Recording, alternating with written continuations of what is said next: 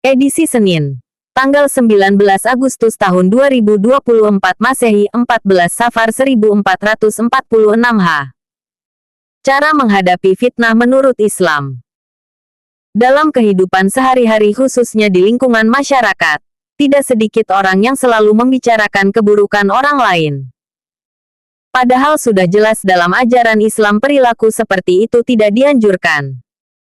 Kebiasaan buruk seperti itu biasanya banyak dilakukan oleh ibu-ibu rumah tangga untuk mengisi waktu luang mereka dengan berquality time ataupun hanya sekedar ngobrol-ngobrol. Namun perilaku tersebut jika dibiarkan begitu saja bisa berakibat fatal dan timbul fitnah. Anda perlu memahami mengenai perbedaan gibah dan fitnah agar bisa membedakan dengan baik antara keduanya. Melihat kondisi semacam itu, tidak semua orang menanggapinya dengan sakit hati atau bahkan dengan balas dendam. Karena membalas keburukan orang lain dengan keburukan juga, sama artinya Anda melakukan hal yang sama buruknya dengan mereka. Dan bunuhlah mereka di mana saja kamu jumpai mereka. Dan usirlah mereka dari tempat mereka telah mengusir kamu, Mekah, dan fitnah itu lebih besar bahayanya dari pembunuhan. Dan janganlah kamu memerangi mereka di Masjidil Haram, kecuali jika mereka memerangi kamu di tempat itu. Jika mereka memerangi kamu di tempat itu, maka bunuhlah mereka. Demikianlah balasan bagi orang-orang kafir. Qs. Al-Baqarah 193.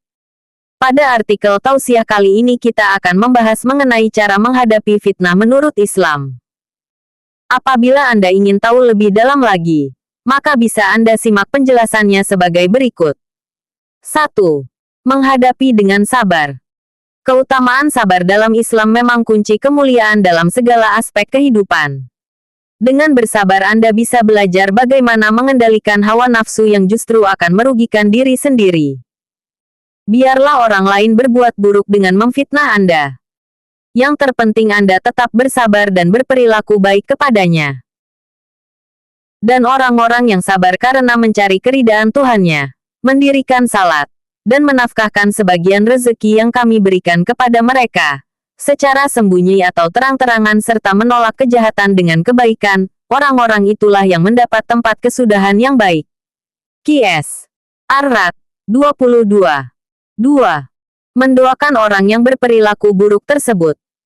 Allah Maha Mengetahui dan yang bisa membolak-balikkan hati manusia.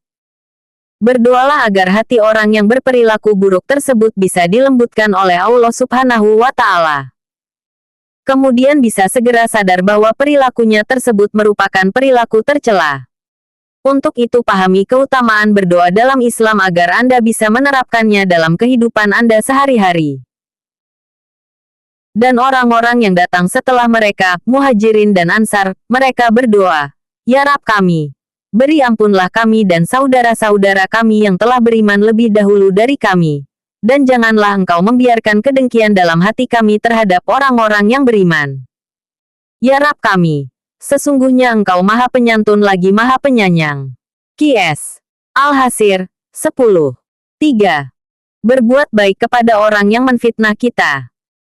Dengan berbuat baik kepada orang yang selalu menyakiti kita, insya Allah seiring berjalannya waktu mereka akan segera sadar terhadap semua perilaku buruk yang telah diperbuatnya itu.